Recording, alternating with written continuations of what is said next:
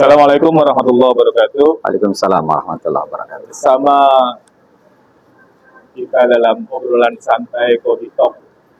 Ini sesi obrolan santai ini kita kedatangan narasumber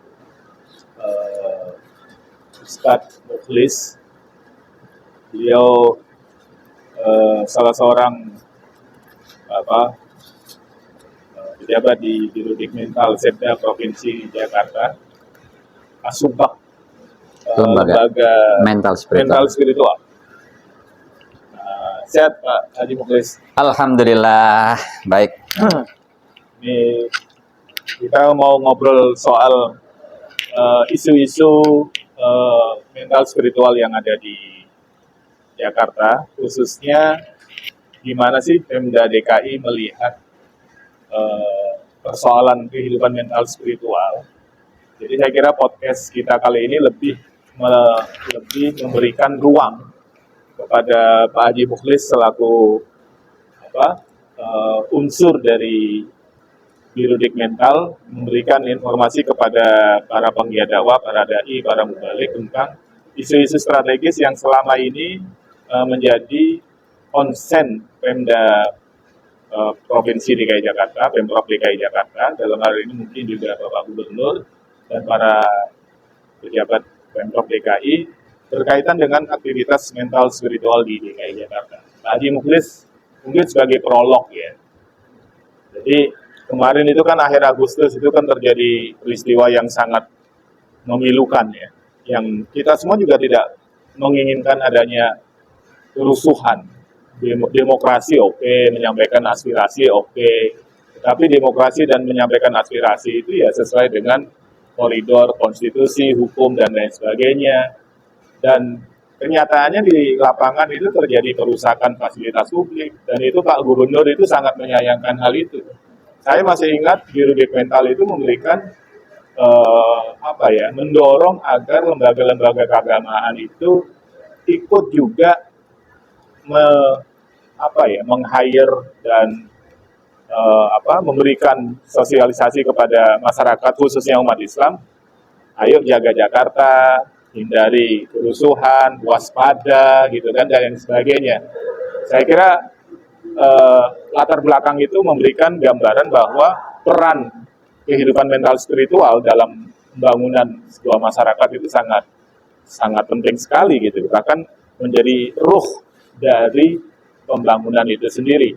Nah, saya ingin menanyakan ya, atau Pak Haji Mukhlis mungkin bisa memberikan gambaran tentang upaya Pemprov DKI dalam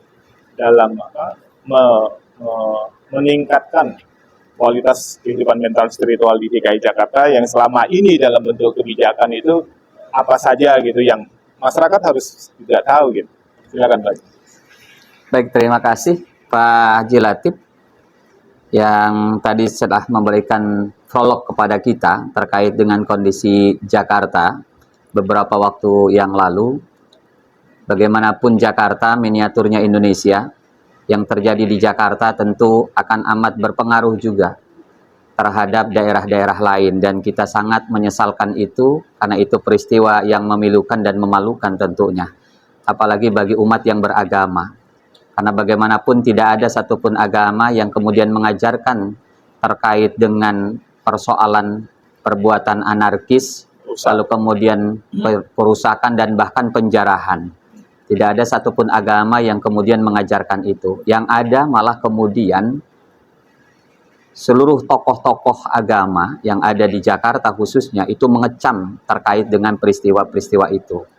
Dan ikhtiar yang telah dilakukan oleh pemerintah Provinsi DKI Jakarta, dalam hal ini Biro Pendidikan dan Mental Spiritual, karena juga memiliki pola hubungan yang amat baik dengan para tokoh agama dan lembaga serta ormas keagamaan di DKI Jakarta, maka pada saat itu pimpinan kami, Kepala Biro Dikmental, meminta kepada kami untuk mengkondisikan dan mengkonsolidasikan seluruh lembaga dan ormas keagamaan untuk menyampaikan himbauan, ajakan terkait dengan menjaga Jakarta agar tetap damai, aman, dan sekaligus juga menjadikan Jakarta sebagai rumah kita bersama. Karena bagaimanapun juga Jakarta ini merupakan tempat di mana kita mencari ma'isyah dalam bahasa agama, mencari penghidupan kita. Dan amat sangat kita sayangkan ketika ada fasilitas-fasilitas umum kemudian dirusak, lalu kemudian menyebabkan orang lain dirugikan dengan peristiwa itu, terganggu, bahkan tidak sedikit dari peristiwa itu yang kemudian beberapa hari aktivitas terutama transportasi berupa Transjakarta itu mengalami tanda kutip ya lumpuh sementara. Tapi alhamdulillah dengan peran serta seluruh tokoh-tokoh agama, aparatur pemerintah, aparat baik TNI, Polri dan semua komponen masyarakat yang ingin betul-betul menjaga Jakarta, alhamdulillah kondisi itu kemudian pulih kembali dan kita tidak berharap bahwa peristiwa itu akan terulang kembali. Dan dari peristiwa itu sesungguhnya memberikan sebuah gambaran kepada kita, PR kepada kita, terutama kepada para tokoh agama, para pimpinan-pimpinan yang ada di Jakarta, termasuk juga masyarakat Jakarta, untuk sama-sama kita semua mengevaluasi diri kita. Karena bagaimanapun juga teringat sebuah ungkapan bahwa rusaknya masyarakat itu karena rusaknya pemimpin. Dan rusaknya pemimpin juga karena rusaknya ulama, artinya tokoh agama. Ini tentu menjadi warning untuk semua agar kita bisa mawas diri. Oleh karena itu, hal-hal yang dilakukan oleh pemerintah Provinsi DKI Jakarta agar peristiwa ini jangan sampai terulang kembali, maka kita terus melakukan kegiatan-kegiatan yang sifatnya merajut dalam kebersamaan sekalipun kita berbeda, terutama dengan para tokoh agama. Karena tokoh agama itu suaranya amat didengar oleh masyarakat, umat maupun jemaatnya. Sehingga dengan ajakan-ajakan yang positif, melalui pendekatan-pendekatan agama, diharapkan umat ini tersadarkan bahwa apapun yang dilakukan peristiwa kemarin, yang dirugikan adalah orang banyak. Nah, oleh karena itu sekali lagi tentu kami mengajak kita semua, terkhusus masyarakat yang ada di Jakarta, untuk mari kita jaga Jakarta. Dan itu juga menjadi salah satu halte Transjakarta, terutama di daerah Senen, yaitu halte Jaga Jakarta. Tentu itu juga mengingatkan kepada kita bahwa ada sebuah histori yang terjadi pada saat itu. Maka untuk itu dengan semangat jaga Jakarta, sehingga kita semua tergerak untuk bisa menjaga, karena Jakarta adalah rumah kita bersama. Ya. Pak Haji Mukhlis, ini saya ingin menyinggung soal relasi tokoh agama, ulama dengan pemerintah. Jadi kemarin itu kan sempat kita kalangan masyarakat agama itu didorong untuk memberikan informasi, ajakan, seruan atau himbauan lah apapun. Tetapi kalau dalam konteks relasi itu saya ingin menyampaikan satu, misalnya hubungan antara tokoh agama dan pemerintah itu seringkali ya itu hanya pada dua aspek. Pertama, ulama atau tokoh agama dijadikan sebagai food getter. Biasanya itu di saat pemilu. Jadi semua orang datang ke tokoh-tokoh agama, ke ulama, ya. Atau di dalam posisi mitigasi. Ketika ada kerusuhan, ketika ada kekacauan, baru kemudian, nah ketika kondisi aman-aman saja, itu seringkali itu relasi atau interaksi itu agak adem-adem aja gitu kan. Nah, saya sendiri itu memiliki pengalaman banyak bahwa biodik mental itu memiliki intensitas yang cukup baik dalam menjaga relasi itu.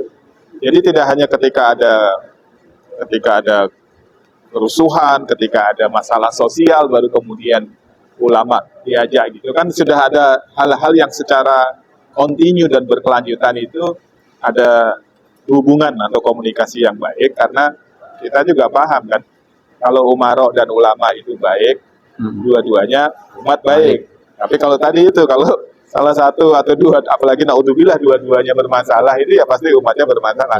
Nah, gimana biodik mental? Ini tidak dalam posisi, nanti kapan-kapan kita ngobrol sama Pak Karo ya, kita sounding ke kantornya Pak Ola Biodik Mental bicara lebih ini. Tapi ini Pak Haji Mukhlis ini kan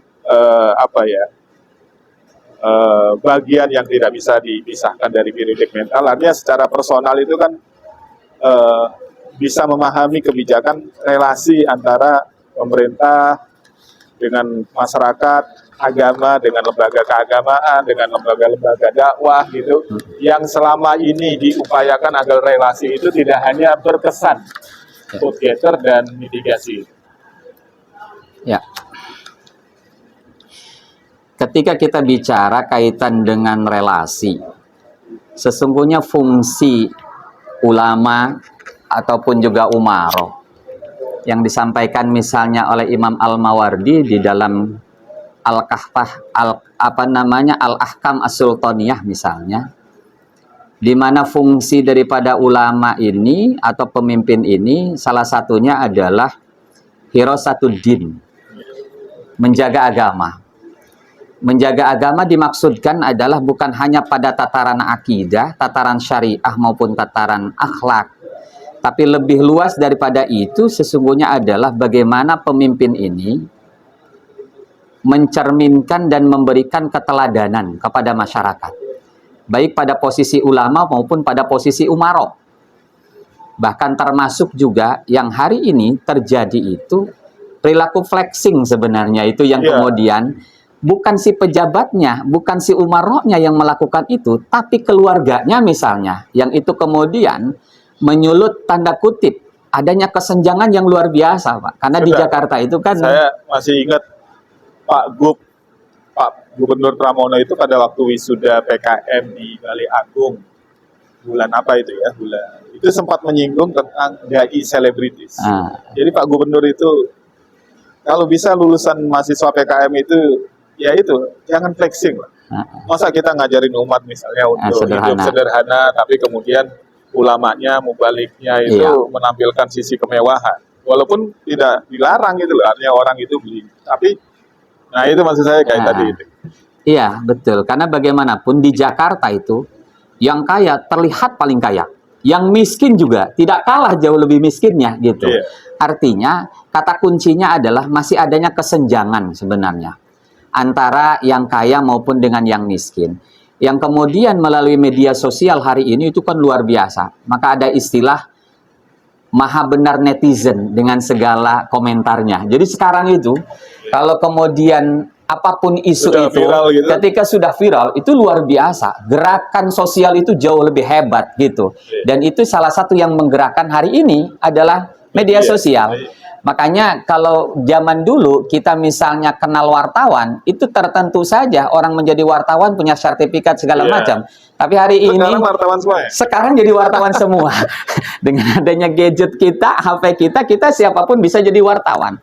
Maka tentu ini perlu kewaspadaan dan kehati-hatian siapapun kita, pada posisi apapun kita. Apakah itu kita sebagai tokoh agama ataupun kita sebagai aparatur pemerintah untuk bisa mawas diri.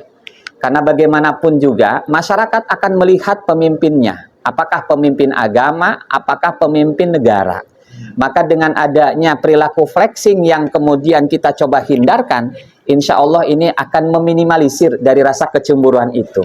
Bisa jadi peristiwa kemarin kemudian akumulasi yang selama ini kemudian ditampilkan melalui media-media sosial, walaupun bukan si aparatur itu sendiri, tapi pihak keluarganya, lantas kemudian yang menjadi sasarannya pada akhirnya adalah orang-orang tertentu yang dianggap oleh masyarakat dalam hal ini netizen misalnya melihat di media sosialnya itu memang berlebihan.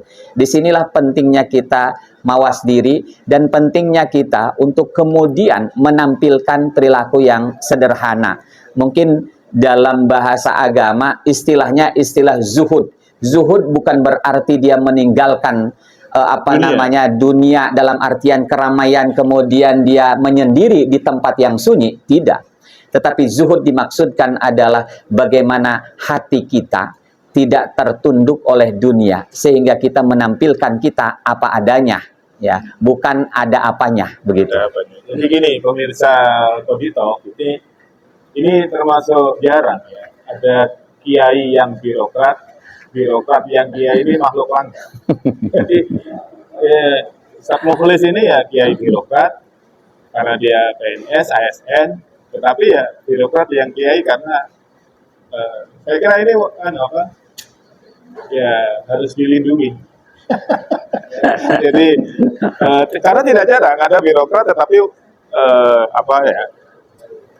kompetensi keagamaan, ada yang seorang ulama tetapi juga tidak terakses di birokrasi. Jadi ini salah satu dalam konteks dakwah itu kan kita punya sumber daya ada di birokrasi gitu kan, ada di seluruh bidang gitu. Karena itu jadi ngobrol sama Ustadz Mukhlis itu susah bedain. Ini kita ngobrol soal mental spiritual dengan pejabat, ASN, atau dengan kiai ini susah. Jadi Anda sendiri nanti akan memisahkan diskusi itu. Tetap di Koditalk, nanti habis ini kita tetap ngobrol soal potensi keagamaan di Pemprov DKI Jakarta bersama Ustadz Mukhlis. Nah, ini biarin nanti diedit. Nah, yang kedua saya ingin bicara soal perhatian luar biasa. Karena kan ini pasti di-share ke Pak John, di-share ke Pak Inong. Itu kemarin-kemarin kita share semuanya. Jadi ya sudah nggak apa-apa. Kan ngobrol aja. Baik, pemirsa Kadital, kembali lagi kita ngobrol santai dengan Ustadz Mukhlis, Kasubag Lembaga Mental Spiritual Birodik Mental Setda Provinsi DKI Jakarta. Pak Haji Mukhlis, ini kalau kita amati, ini perhatian Pemprov DKI terhadap aktivitas keagamaan di Jakarta itu luar biasa. Saya suka menyinggung itu, saya runtut itu dari zaman Gubernur Ali Sadikin. Orang lain belum mikirin badan amil zakat yang dibentuk oleh Pemda, Ali Sadikin tahun 68 itu sudah mendirikan Badan Amil Zakat BAS. Odi tahun 69 merintis LPMTQ yang kemudian menjadi LPTQ nasional di tahun 75. Terus merintis Majelis Ulama Indonesia di tahun 75. Bahkan saya masih ingat kantornya itu bersebelahan dengan kantornya gubernur. Nah, era itu terbawa sampai sekarang. Perhatian Pemprov DKI terhadap kegiatan keagamaan di Jakarta itu luar biasa. Dan ini masyarakat Jakarta itu kan luar biasa atensi dan apresiasi terhadap Pemprov DKI. Di setiap era gubernur, di era gubernur sekarang Gubernur Pramono juga perhatiannya juga sangat luar biasa. Komunikasi, intensi, dialog, bahkan Pak Gub itu sering sholat Jumat itu keliling gitu kan, berdialog secara langsung. Mungkin Pak Haji Mukhlis bisa menggambarkan perhatian besar kebijakan aktivitas keagamaan di DKI Jakarta. Ada dua lembaga, saya ngasih contoh saja, yang tidak ada di tempat lain. Pertama, ODI, itu hanya ada di Jakarta. Yang kedua, LBIQ. Bayangkan masyarakat Jakarta itu diberi akses untuk belajar Al-Quran, belajar bahasa Arab secara gratis, difasilitasi, betul-betul, dan itu nggak ketemu di tempat lain. Mungkin gambaran ringkasnya tentang perhatian itu, silakan Pak Haji Mukhlis. Tentu kita sering mendengar sebuah ungkapan bahwa sehebat apapun pembangunan fisik material, jika tidak diimbangi oleh pembangunan mental spiritual, maka pada akhirnya akan hancur. Dari itulah kemudian para pimpinan kita terdahulu, dan tentu kita berharap bahwa kebijakan-kebijakan mereka yang hari ini terus berjalan, itu menjadi bagian daripada sedekah jariah kebijakan buat mereka. Dan itu insya Allah akan terus mengalir pahalanya untuk mereka. Nah, kesadaran bahwa sesuai dengan salah satu di antara kita yang seringkali diingatkan bangunlah jiwanya, bangunlah badannya, maka yang pertama kali yang dibangun sesungguhnya harusnya kan bangunlah jiwanya.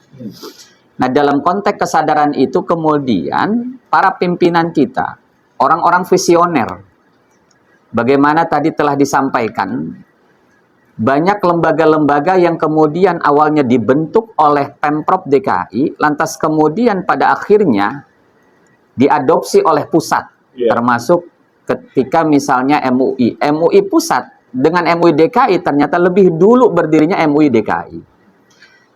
Termasuk juga mungkin Baznas yang sekarang menjadi Baznas Bajis, dulu masih Baz. Ya, Baz. Itu juga salah satu di antara ijtihad, ya. Bagaimana ketika zamannya Pak Ali Sadikin, kalau saya mendengar cerita, ketika beliau bertanya kepada salah seorang ulama sepuh di Jakarta dalam hal pembangunan, maka pada waktu itu kan salah satu di antaranya adalah mengandalkan dari pajak yang memang dalam tanda kutip banyak mafsadatnya. Artinya dari maksiat-maksiat gitu. Pajak judi dan lain-lain. Atas kemudian ditawarkan satu konsep agama. Ini instrumen agama yang luar biasa, yaitu dibentuk dengan namanya Badan Amil Zakat. Yang kemudian dengan badan ini kemudian bisa membantu pemerintah DKI Jakarta. Termasuk sampai dengan hari ini ada hal-hal yang kemudian pembangunan ataupun kebutuhan yang menjadi harapan masyarakat juga itu juga dibantu ya oleh adanya Baznas Bajis DKI Jakarta.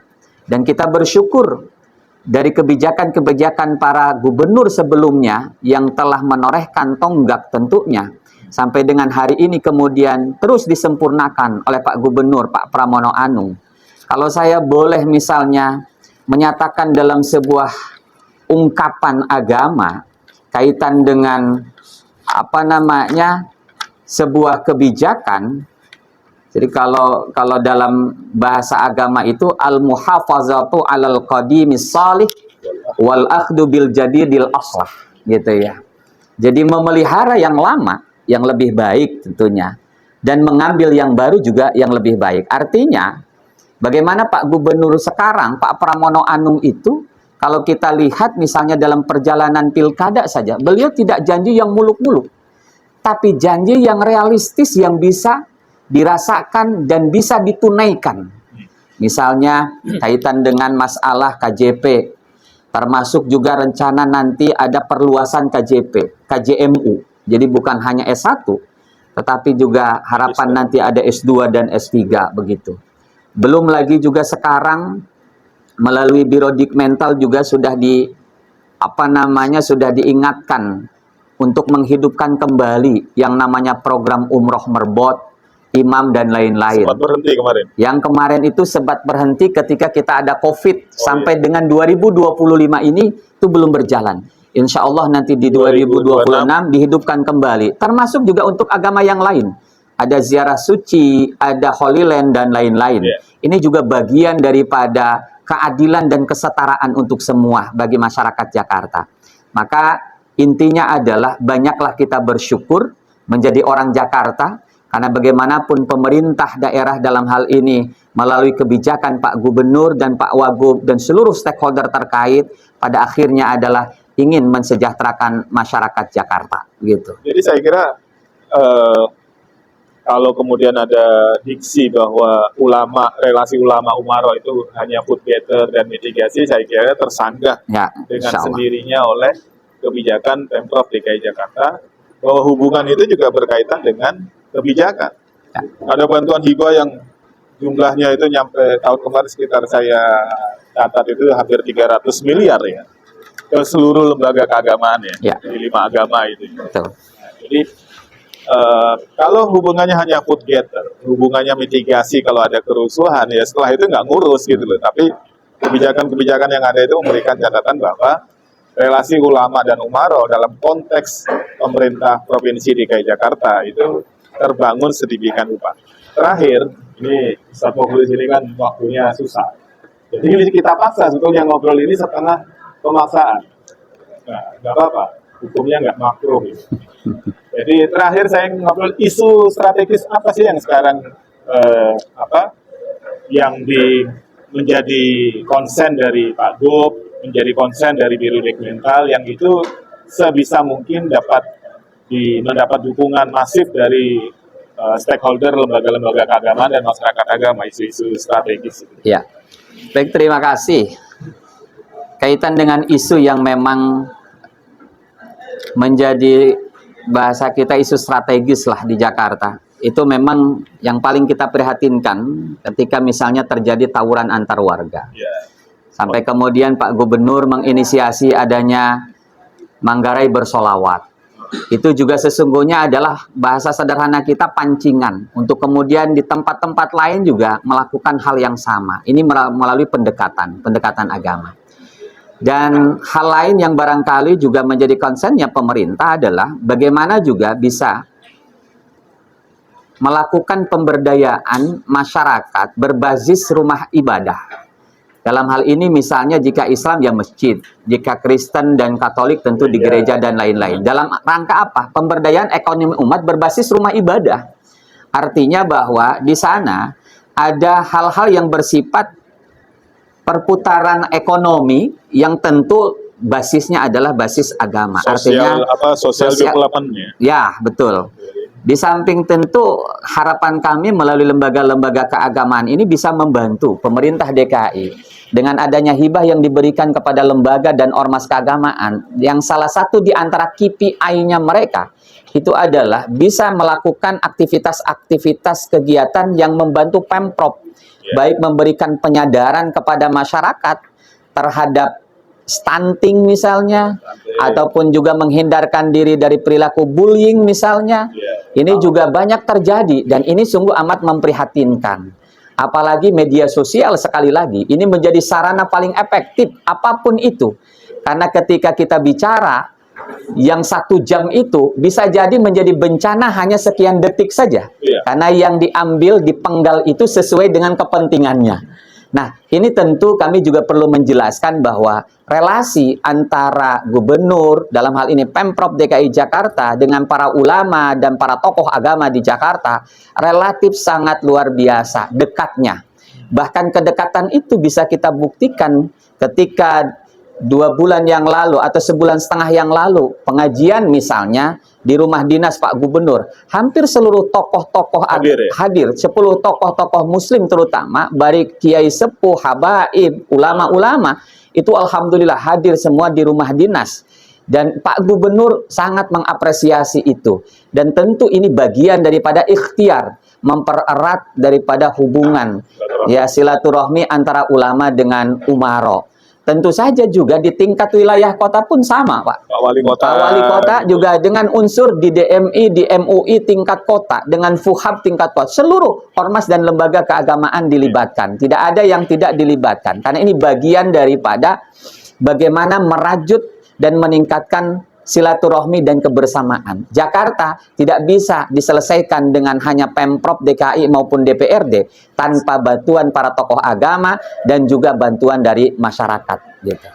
Ini isunya banyak, tetapi saya ngasih catatan kecil aja pemirsa. Jadi gini, isu ini kan sebetulnya sesuatu yang ingin kita raih bersama, kita selesaikan bersama, dan kolaborasi antara pemerintah, kolaborasi antar umat beragama, di internal umat beragama itu ya kalau nggak terjadi ya isu itu ya bisa jadi menjadi petaka. Misalnya stunting, kalau tidak diselesaikan ya masa depan bangsa ya bermasalah, generasinya bermasalah.